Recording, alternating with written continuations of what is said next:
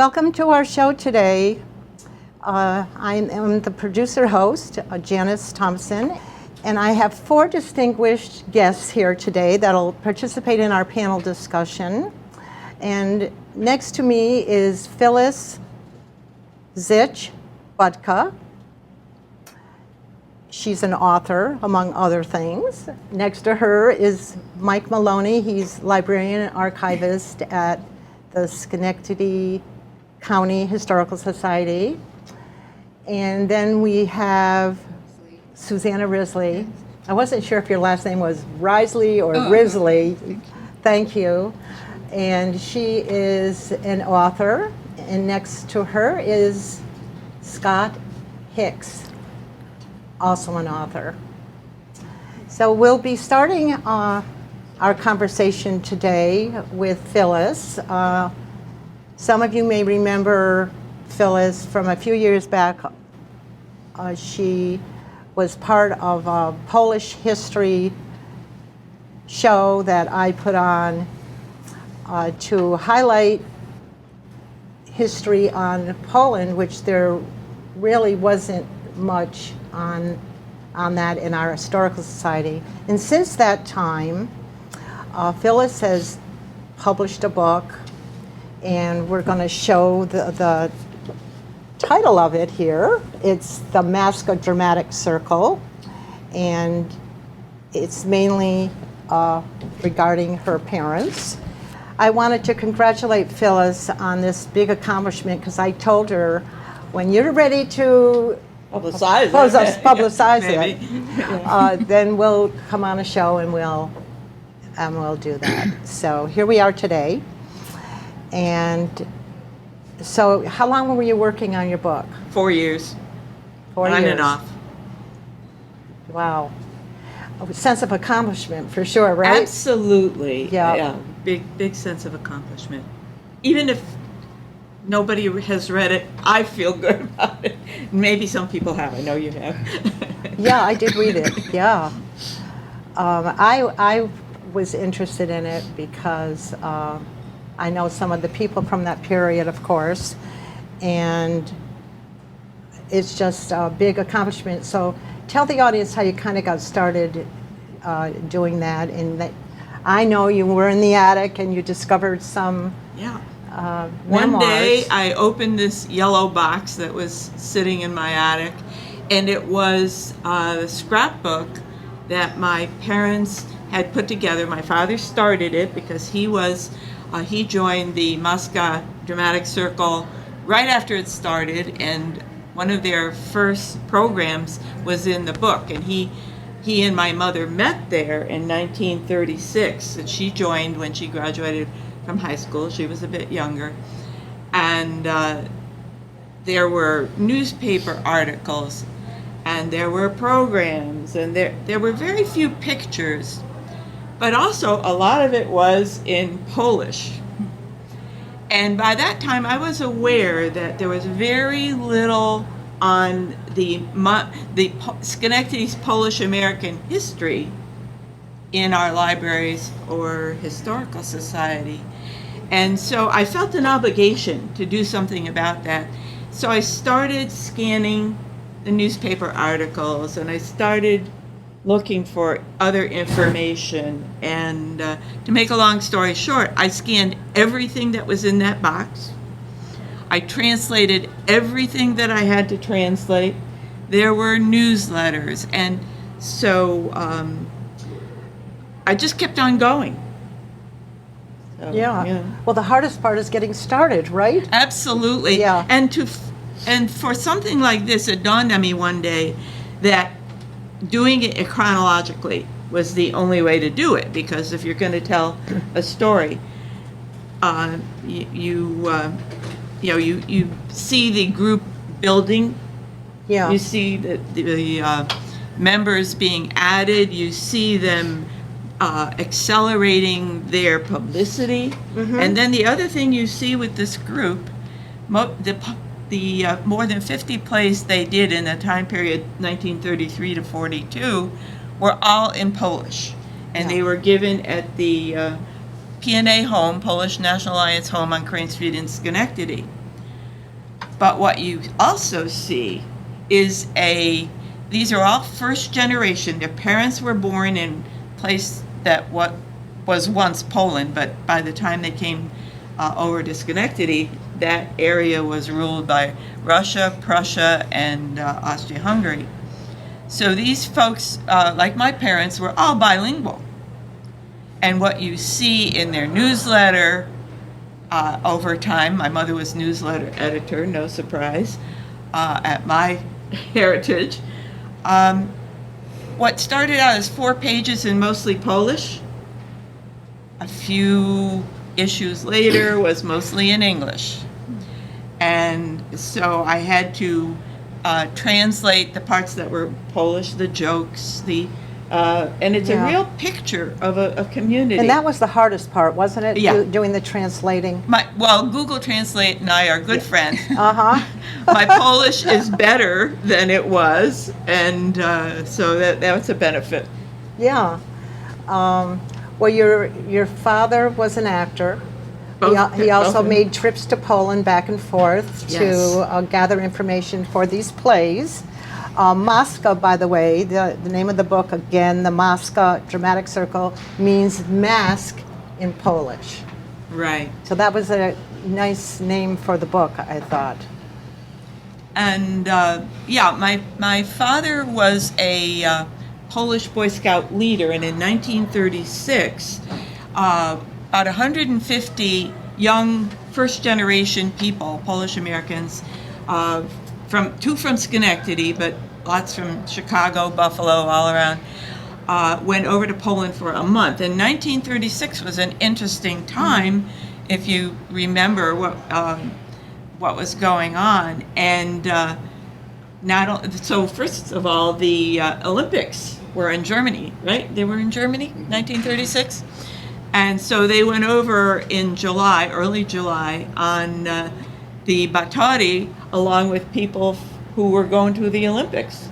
And then, as Janice said, when my father came back from that month-long trip, the early Moscow plays were all farces and comedies.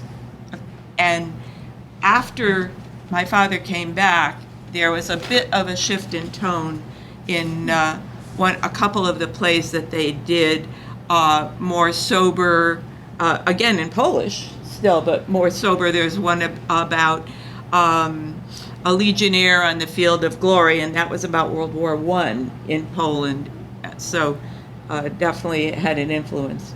I was really impressed with how many people came to see these productions at the former P&A Hall. That's what we know it by. Like thousands of people came. Yes. I was shocked, and they came from Amsterdam, and they came from Albany and Cohoes. Yeah. And that was amazing to me. At some point, I realized that there was very little on my Polish heritage in Schenectady, and I talked to folks at the Historical Society. I can't remember, it might have been Mike that I talked with, and I said, is there any point in me making lists of the members and also of the patrons? And Mike said yes. And so on the Historical Society website under indexes, Mike has a database of all the members, which were about 171 people, and all the patrons, which are about 450, 60, because if someone comes to the Historical Society and is doing genealogical research and says, gee, did my ancestor actually live in Schenectady, that's one of the resources, or they can even look online to check. Yeah, so Mike was a pretty big help to you along the way. Initially, there was nothing at the Historical Society on Polish immigration here, correct? Very little. Very little.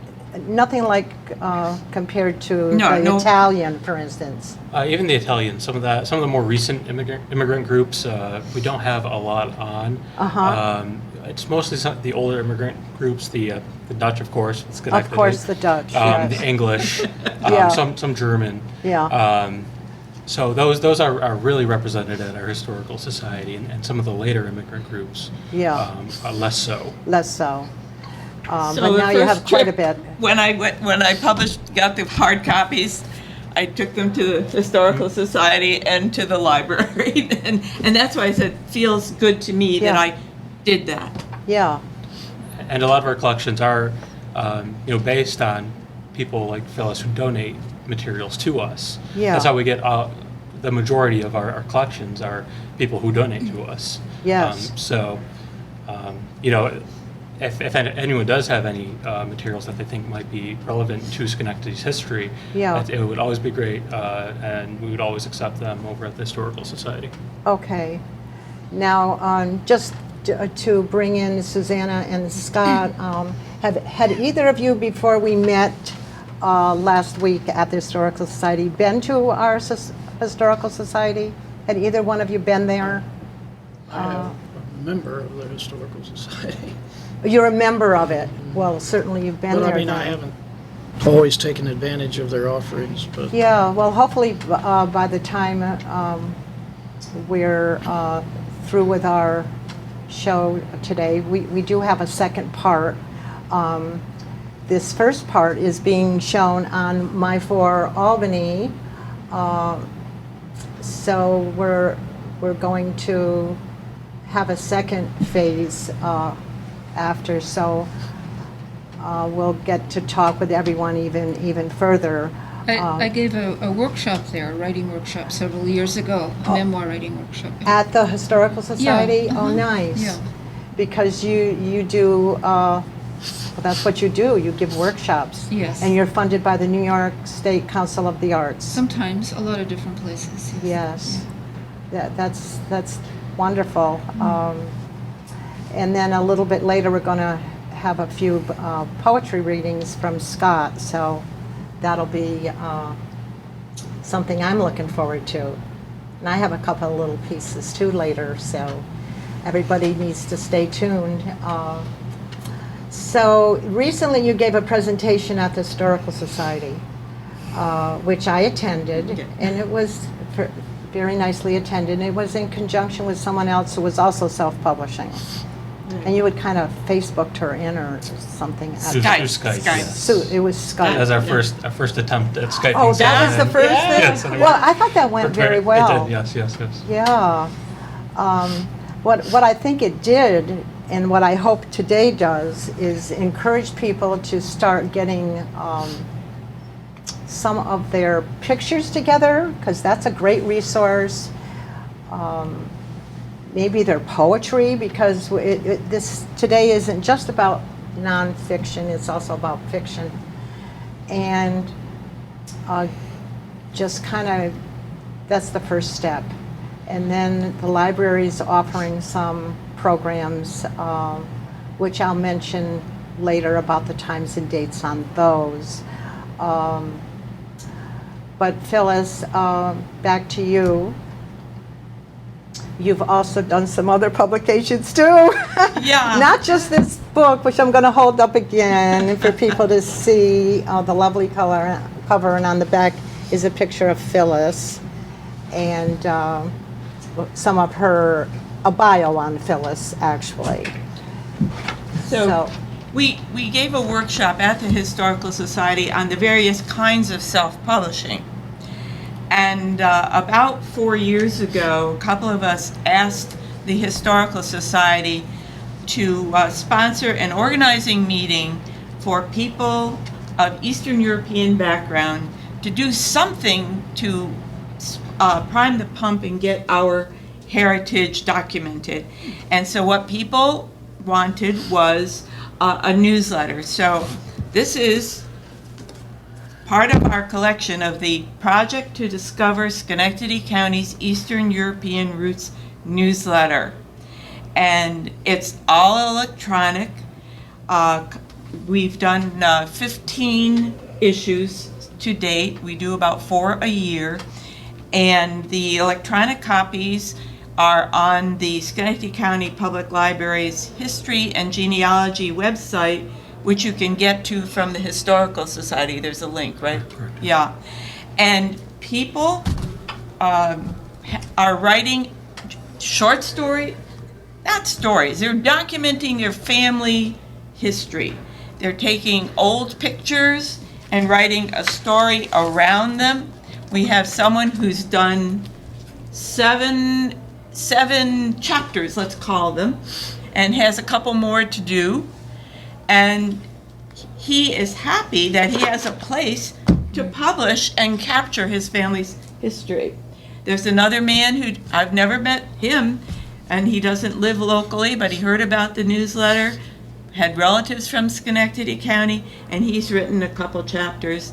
And I've given talks on genealogy, my genealogy hunt, and I met someone whose great-grandparents were in Schenectady County, and he's written a couple chapters. So this is a way we just keep going, and you'll see my email address on the on your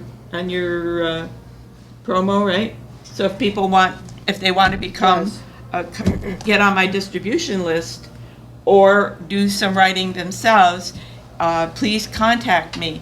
The other thing I did is kind of frustratingly wonderful to have a lot of old pictures and stuff. And I am the recipient because I'm the oldest grandchild on both sides, and I've got pictures and stuff. So one day, for my own family, I sat down and put everything I knew about my father's parents, Joseph and Rosalia Zich, in one PowerPoint file.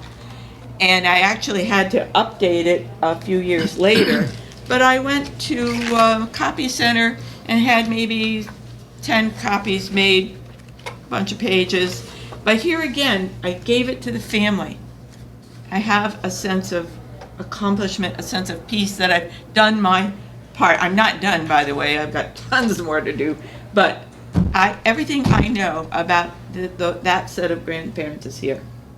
That's wonderful because it's about leaving a legacy, and people really need to think about that. It's and easy. the earlier you start, I think the better, if you can get in that mindset. And with scanning and all the electronic helps that we have in the software, it's great. But you do have to learn to scan, and it's not hard. Yes, and you have to ask for help too. Yeah, well, yeah, and that- there and are that's- workshops all over the place. Yes, in the library, Yeah. Our Schenectady County Library has free computer classes. Yeah. No one should think that they have to be an expert on the computer No. because you kind of learn as you go along. And Absolutely. there's usually someone, especially if you're taking a class on some basic information, there's always somebody that probably would be willing to help you go the next step. I wanted to give the Schenectady County Library's phone number is their reference desk. If you have any questions, because they have some classes coming up, and if you're not a member, and even if you are a member, the phone number is 518-388-4511. And they're open every day till 8 o'clock, except for Fridays. They close at 5, and then they are open with limited hours on the weekend. So that's a great resource, and people are very fortunate to have a library here that tries to reach out and help. So I wanted to mention another great resource that was a big help to me, and that's FultonHistory.com. It is thousands and thousands of pages of New York State old newspapers. Mike, can you say anything more about them? Yeah, it's a really great resource. And the site is a little funny to use, but once you get used to it, you can just type in a name and a location, and it will pull up hundreds of news articles about your relatives or whatever you're searching for. So what is that website? it's called FultonHistory.com. Fulton, Fulton, F-U-L. F-U-L-T-O-N. Fulton History. Yes. .com. So it's a really great resource. I use it daily for whether I'm researching, helping someone research genealogy, or if I'm researching a blog post. or I use it Yeah. very regularly. Is it based in Fulton County? I believe so. It's kind of a one-man show. It is. He's Oh, okay. scanned he scans newspaper microfilm reels Yeah. and puts them on his website, and has made a database so people can search. Yeah. So it's a really interesting and useful resource. And if you grew up Yeah. in New York State and type in your name, you might be surprised. Like my parents and I went to Perry, New York to visit relatives in 1946, and there in the Perry, whatever it was called, journal, is the announcement that Mr. and Mrs. Stanley Zitch and daughter Phyllis visited the relatives in Yeah. Perry, New York. It's shocking. Oh, isn't that? It is. It's funny with some of the older newspapers, what you can find in there, and Yeah. what is newsworthy. And I used Yeah. it to plug time holes in the Moscow story, because I don't have complete, newspaper articles from every single Yeah. thing that they did. But you didn't even realize until you were searching in the attic that they were in the theater. Is that correct? Oh, no, I knew. Oh, you did know. Because I knew Okay. their friends, and, they would talk about it, and they tried Yeah. to have reunions Yeah. after the war. Of course, the war stopped everything, Yeah. so. Yeah, and that's the reason it did. Yeah, it and did the other stop. thing is, we, second generation, I went to St. Adalbert's School and Yeah. learned some Polish, but I would not have been really bilingual if they did plays in the 1950s. Who would go? Yeah. So Yeah. it died a natural death. Yeah, and it was born in the depths of the Great Depression. Right, right. So There were many, many 1933. talented people, and they involved many community groups too. Like in intermission, one time they had a Union College fencing demonstration because one of their members was going to Union College, Dr. Michael Titka. I never met him, but he was in some of the early plays, went off to Union College, and when he couldn't participate in the plays, he became the prompter, and he brought Union College in. Then in one of the programs, they had the WGY players come, yeah, and so I looked them up on Wikipedia. I didn't know about them, yeah. so I learned a lot doing this. Oh, you always learn a lot, Yeah. and I learn a lot from my guests when I do these shows. People are watching this today on local television. It's on self-publishing and leaving a legacy. We're also on SAC.TV, which is the name of our studio here in the Viaport Mall. We relocated here last year in the summer. And we're also on YouTube, so you can see us 24/7, even if you miss it on a television show. So I wanted to highlight that. Yes. So I just think it's exciting what you've done here, and you have some pictures of your family I see on this. Well, all right. This was our advertising when we tried to get people to come to the first meeting, and Bernice Izo is my partner in this, and these are members of her family. This is my father's mother's wedding picture, 1904, Schenectady, New York. She Yeah. and my grandfather were married here. And this is my other grandparents' wedding picture, 1916. And so we started with that. And, some of these stories are short, some of them just based around a couple pictures. And in doing this, some of us have found that we are related to each other. Yeah, isn't that exciting? It kind of brings people together, and Yeah. Because and it people never would have happened otherwise, Right. I'm sure. Right. People, I'm sure. immigrants came from specific places, and they would draw other immigrants, and that's what we're learning big time Yeah. through this process. Well, I think it's very exciting. I'm so glad you've joined us today, especially My For Albany, which is a new media site for us here at SAC. And we're going to take a short break, so we'll be right back. Welcome back. We are continuing with our discussion on self-publishing, leaving a legacy. And you're watching SAC, the Schenectady Access Cable Council. And we've been in existence since 1974 for anyone who doesn't know about us. And we are located in the mall, former Rotterdam, which is called Bioport. Our studio name is SAC.TV, which is also our website where you can see us. Also on YouTube, local television, which you're watching this on one of those. And I wanted to start with Phyllis again. She is a sponsor of today's show, so I wanted to give a special thanks for Phyllis's contribution.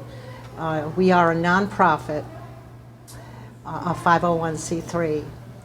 So next I wanted to talk with Mike Maloney with the Schenectady County Historical Society, and he's planning, it's just in the preliminary stages, a workshop hopefully in the fall, and you can expound on that a little more, Mike. Right. So when I invited Phyllis to talk at the Historical Society, it was Phyllis and the other author was Sina Dropola, who we Skyped in from, I believe it was New Mexico or Nevada. Nevada. Oh, is that where she was that day? Yes. Yeah, She lives there. She lives Oh, there. she lives Yeah, there. yeah. Wow, that went very well. So something that I people were interested in was possibly forming a writers group where people who are working on their nonfiction could be together in a room and bounce ideas off of each other, Right. and maybe get some guidance from each other to continue with their work and maybe work through some writer's block or Yeah. anything like that. I found that very interesting. So it wasn't something I could do in the spring, but I'm hoping to work on it in the fall. So, and that would be open to the public. Yes. And so one doesn't have to be a member of the Historical Society in order to attend. No.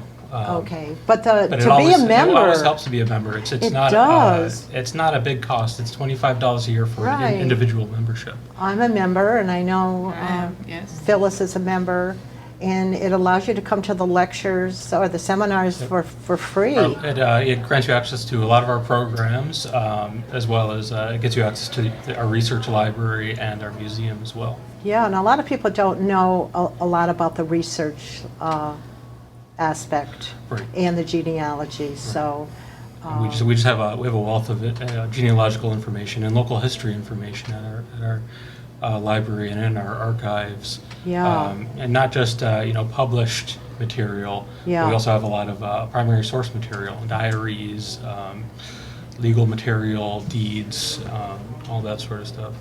yeah, naturalization papers. Right, naturalization papers are a big one, especially for, Yeah. we mentioned earlier that we don't, it's kind of hard to do research on the more recent immigrant groups, the Polish and Italian. Right. But naturalization papers are a big help with that. Yes, do we have a copy of a naturalization paper? I wanted to have that shown on screen. In fact, we might I be able to think I scan included it. that. I did include it. But you can hold it up Yeah. for now. I was fascinated with what they looked like because I had never seen a naturalization There are two form. pages Right. here, and this is my grandmother Rosalia Zick's petition for naturalization, and actually, this was when I finally knew for sure where she and my grandfather were from in Poland, Nowy Targ, Poland. And that was a big step. I got it from the Schenectady County The clerk's office? County Clerk's Yeah, Office. the Right, clerk's office right. holds the originals, but we do have some microfilm copies. Yeah, of and you the have an records. index, a very good Yes. index of surnames of people Yeah, whose data you have Right. there on microfilm. right. Now, do you want to give the phone number of the Historical Society in case somebody wants to call and they have a question? Yeah, so if anyone does have a question for me, my number is 374-0263, extension 3. And Okay. you'll reach the library that way. Right. I know other information is up on screen on you. because you are the librarian and archivist Right, over correct. there. So, and the library, or the Historical Society, not that long ago purchased the Maybe Farm. Correct, yes, yes. So that's been a plus. Right, and we have a lot of our bigger outdoor events over Yeah. there. So that in the summer, we have quite a few Right. events going on over there. Right, well, I'm excited about the possibility of you having a workshop. And while I think of it, I'll mention the dates. There's some other dates. July 10th, the 17th, the 24th, from 6 to 7:30. There will be a prose, poetry, and flash fiction class at the library, which The Schenectady Oh, that's at County- the- at the Schenectady County Public Library. The Schenectady County Public Library, the main library, and it's going to be taught by Brian Phillips Whalen. He's with the New York State Council on the Arts. It is free. It's not up on the library website yet, but it will be up soon, and you can also go on the website at scpl.org. Or you can call the library. I mentioned the number earlier, 388-4511. The title again is Prose, Poetry, and Flash Fiction. And Susanna knows a lot about flash fiction. Well, I've given a workshop on it, but it's not Yeah. something I do a lot myself, so I'm sorry, I can't really tell you a lot about it. But it is, Well, you know enough. it's a small form, Uh-huh. and I think it goes with today's Busy society. busy society and short attention span. Yeah. But it's, you have to get the gist of the story very quickly. You can't obviously describe a lot or set a scene. It's more just a little plot. Yeah. The most famous short fiction, flash fiction story is by Hemingway. It is Baby Shoes for Sale, Never Worn. And that, just those words give you a whole view of a life, Yeah. of an experience. So just squashed down to 6 words. I like that, Yeah. because oftentimes less is more. And it can say a lot, and keeping it simple. But it gets people to get their thoughts on paper. Yes. You have to infer a lot from what's written. It's not, you're not told Inference. so much. Mhm. Yeah. It can be Yeah. very artful and beautiful. There are a lot of books on it. Yeah. Yeah. Well, to tell me a little, me and the audience, a little more about what you do, because you are a teacher, you do workshops, you have publications, and not self-publishing, but you have Yes, publications. many years ago, a dear friend suggested I send some of my writing to Red Book magazine, and they published it. It was the first time I was ever published, and I've had other things published. The last thing I had published was in a anthology called Women Reinvented. But yeah, I give workshops. I've been giving workshops for many years, and I give them in prisons and homeless shelters, in schools and libraries. I especially like to work with unusual populations like prisoners. But and I'll be having a workshop coming up at the Bort Library, which is in Schenectady. It's a branch library for people who are in English as Second Language classes, ESL. And when you work with ESL, you're mostly working in notebooks, filling things out. This will be an experience where people will get to write vividly about their experience without having it to be correct Right. or fill in anything. It's an imaginative workshop. Right. And I'm also giving a workshop starting at the end of the month on Sunday, the 28th. It will last for 5 Sundays from 1 to 3 at the Landis Arboretum in Schoharie County. Now, is that May 28th? Yes. Okay, so I'm not sure if this will be up in time for people to Well, they can come to the see others. it. They just can look at the Landis Arboretum. Right. Yeah, what- and it's do you have about some other memoir writing dates? and with a theme of nature intertwined. And it will be using a lot of the material from the man that started that originally lived there Uh-huh. and wrote poetry and a wonderful autobiography about living in the country when he was young. So we're going to use some of that material. Nice. Did This is you the have fi- other dates too, besides the 28th? It will be the next, it will be 5 Sundays, starting with the Oh, 28th. well, perfect. And anyone can come, it's free as well. And Yeah. And what again will you be doing in that class? it will be, we'll be talking about writing memoir with a theme of nature, using nature. Oh, okay. But anyone can come, and it's very open, and we have a lot of fun. It's the 5th year I've done it. Nice. And so it's free to the public, Yes, it's. but it's, you are funded through the I'm New York funded State Council on of this the one Arts? from an organization called Poets and Writers that I've been working with for many years. Is any of that funding in jeopardy?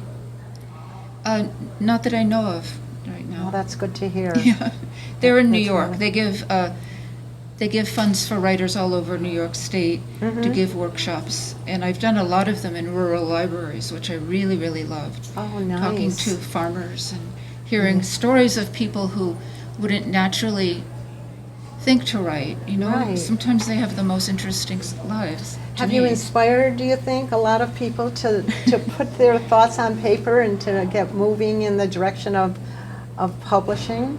Yeah, in fact, yes, a lot of people. The gentleman next to you is one of them, isn't he? True. Yes. Yeah. Scott. Well, he's been writing since 1965, so I don't think he needed a lot of inspiration. But he recently wanted to write more fiction, so he asked me to help him to do that because that's something I'm knowledgeable about. Yeah. Well, he has, you have quite a body of work that you've done, Scott. I've worked on several different categories of writing.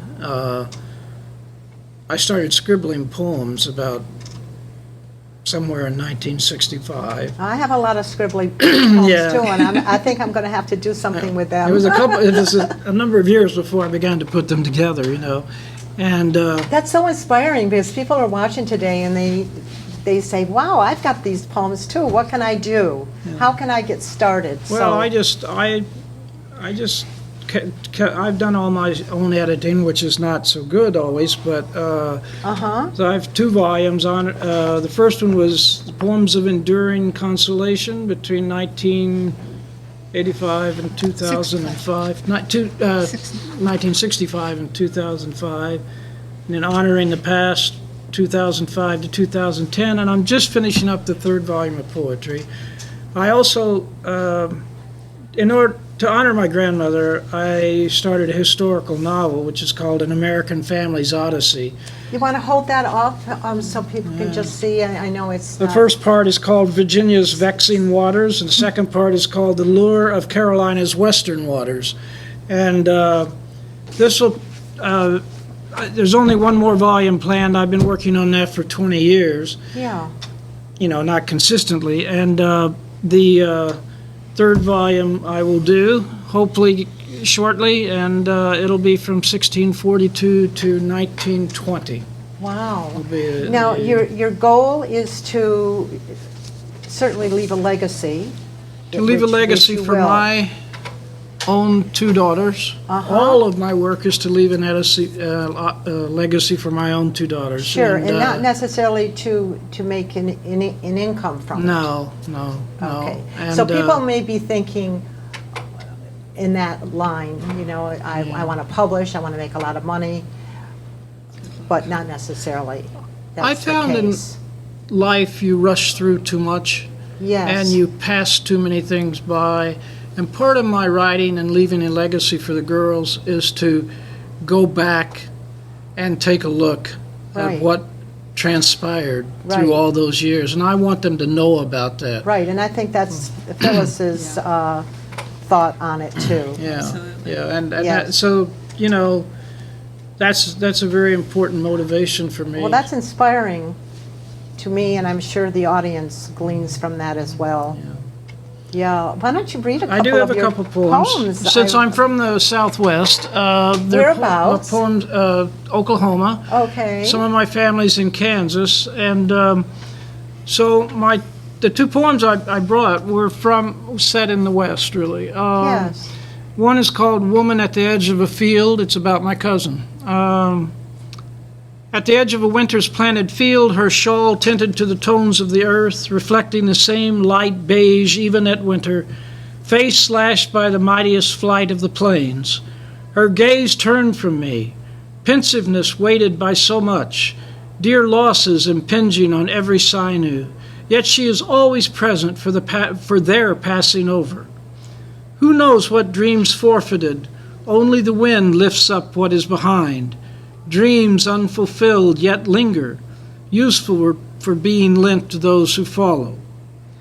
She gave life-sustaining force, not even knowing it, beauty beyond self-aggrandizement, the tenderness of voices pealing above the frigid wind, a clarion beyond the angels of the field, carrying others for years so that they would know hope, that they would never be counted out or taken for granted, not being kept from taking shelter for replenishment as the winds howled and whined. As the glint of a purple fleck in the wool of her shawl meets the purplish sky lying down at the far end of the field, the color of royalty asserts its rightful place, adorning the faithful servant of humanity. An example of how one's unintended gifts shape others, the natural touch of a healer, despite her own wounds. The wind breaks, creeping up, settling at her feet. They tell her she will now reap the beauty of her loved ones, the maturity and emulation of her children, grandchildren, and great-grandchildren, waiting to hear so many stories gathered at her feet. Stories she never thought were extraordinary, ephemeral, unplanned, saving grace. And we all hear the voice of an angel at the corners of the field, beyond the shrill winds. Well, that's very, very lovely and poignant. You're gifted. That's one. And then I have one about a tornado. Okay, well, Because the tornadoes are they're very very prevalent in that prominent part of the country. in that state, for It's sure. called day cloud. Over the patchwork of stained sod and reddened clay, running my heart to its height, stretching my arms to throw myself into the day cloud, never to let this bloated gust cast, engulf, or smother. Others were safe to the ground, I embittered by their submission, throwing the flattened door open, rushing to annul this evil amongst us. It is only human to retaliate, to refuse to be vanquished, to resist all acceptance of limitation. Being young foreshadows unmeasured risk. I had always dreamt of flinging the wind back against the interstellar pieces and configurations, of catching God's lightning bolts and throwing them back. Defiance augurs will for the spirit of the lonely. I scream and prepare for the impact, unsettled, unafraid at least for a moment. Angry at the reality of inhuman power, I plunge forward with teeth clenched. Never shall I shirk from the effort again, not caring about consequence, celebrating only the physical collision, cursing my being taken up into the air. cursing the God of recompense, even as landing against a bank of bales, left untouched by the odious capriciousness of the wind, still cursing my loss of grandiose pretension. As I lay near lifeless, I recall sweet summer breezes. After torridly hot summer days, days of meaningless toil, just as the sun now resets for reconciliation, it was then I questioned the reality of the day cloud. Was it to prepare the soul for listening and learning? I know not what the soul is about. Is it all of that which we are ordinarily separated from, giving us peace and understanding of our place? It is easier to rant and counter destruction with the same. It is more satisfying to physically rail, fling, curse, and hit back. Life has to be ours on our own terms. Its meaning may always be away from us. Are we then nothing of consequence? Not when the gentlest of summer breezes caress us. We then are of consequence, content in our being, not humbled by doing, defiant or acquiescent. Wow. When did you write them, Scott?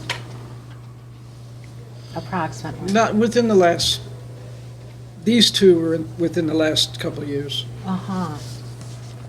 I'd like to add something Sure. that Scott told me. He visited this cousin. I guess you hadn't met her in a long time. My The cousin, no, I went to where the town that she lived in. I had not been there for 50 years. Mm-hmm. And I just recently went and spent 5 days there in a little town in the middle of Kansas. Okay. And she literally lives right at the edge of a wheat field. Really? And But she what he told me was that she was interested in or sang opera years ago, and he's asking her and any friend that she wants to come visit him so he can take them to the Metropolitan Opera in New York to see an opera. I think that's just so wonderful. Oh, she and my cousin has since passed away, and she took care of, were the ones that introduced me to music. So I have a great sense of indebtedness to them for that. And certainly. and they were beautiful, beautiful singers. both And of them. helping to go back to the place, like Kansas, and Yes. in Phyllis's instance, she went over to Poland. Mhm. It really helps in the writing process, Yeah. doesn't it? It does. In fact, Yeah. the third volume of my poetry is going to be entitled "Going Past So as to Prepare for a New Future." Mm-hmm. But I thought so much of life had been passed by because of work, because of this and that, Right. and Life gets in the way sometimes, doesn't it? distractibility and so forth. So I wanted to go back, and I wanted to bring my life more fully to my own children, so they Certainly. would have it. Now they may not be too interested right now, but someday they might be. Well, that's another thing. People might not appreciate it at one time in their life, but years later, Yeah. you go back and you have a different appreciation for it. And that often happens. So I haven't thought about publishing, but I bind them, I edit them Yeah. the best I can, I bind Yeah. them, so I won't lose everything. Right. But I haven't had time to think about publishing. Well, you could do that. We're coming near the end of our show today, and I want to encourage all ages to get writings. We've given you a lot of information today, so there's no excuse. I could add something to that if you like, quickly. Um, And that's Okay. okay. I mean, people don't know where to start, so they get confused. But if people write continually for 20 minutes, called a timed writing, yeah. you can just start writing down what you remember. Don't worry if it's good or not. Right. And you can also write a list of questions, like what kind of games did you play as a child, and was a foreign language spoken in your home? Well, you mentioned the sloppy copy, and I really like that, where you Yeah. can just write anything and get it down on paper. Right. They even do that in schools now. They I think try to that's- move children past being perfectionists. I think that's important because you need to think and create, and that encourages you to do that. You can always edit it later if you want to. So, Certainly. yeah. Yeah, thank you for adding that, Sure. Susanna. I wanted to end on a couple of works that my son's two daughters put together quickly. They texted me, and they're really proficient at that. And these are two original things that they composed. One was composed on their way to school, and Their names are Jacqueline and Kendallin, and their pictures are on the screen. Jacqueline is the one with the darker hair. And she texted me, she said, I just did this off the top of my head. That's what she said. The starry sky is so high, the moon is bright. I wish tonight if only I were in heaven. The planets grow, the earth below, the flowers bloom, the golden gates open, I am in heaven. How old is she? She is 12.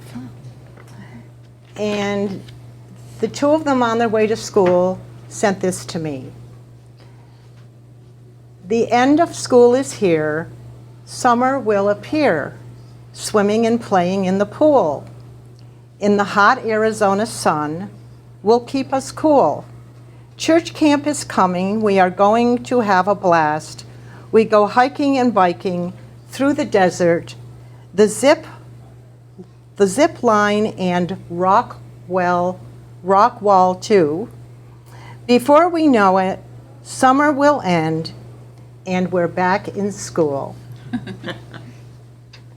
So it's never too late to start, but it really is nice if you can start early. So I'll have to have further conversation with the girls, but I'm so proud of them, and they helped me out because I wanted to introduce some youth on this show, because when you can start early, like I said, that's a blessing. So thank you all for your contributions today. I think this was very valuable, and Thank you.